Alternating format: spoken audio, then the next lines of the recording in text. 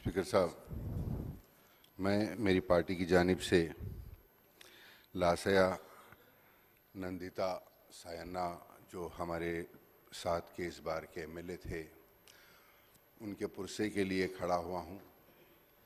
जो सायन्ना साहब भी जुमला 5 बार इस असेंबली के अंदर उन्होंने उनके हल्के के लोगों की नुमाइंदगी की। पहली बार वो तेलुगु देशम से कामयाब हुए थे। तेलंगाना अलग होने के बाद वो बीआरएस पार्टी से 2 बार इलेक्शन लड़े। उनके इंतकाल के बाद बीआरएस पार्टी ने उनकी बेटी को टिकट देकर यहाँ से कंटोनमेंट की आवाम की नुमाइंदगी के लिए वहाँ की आवाम ने उनको मुंतखब किया था।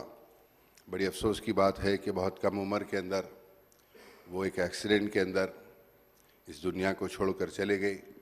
मैं हमारी पार्टी के जानिब से, हम सब की जानिब से उनके तमाम अफराद ख़ानदान को सहानुभूति और सब्र उनको दे, ये दुआ करता हूँ। शुक्रिया। श्री कूनमनेनी सांबशिवराव गाరు।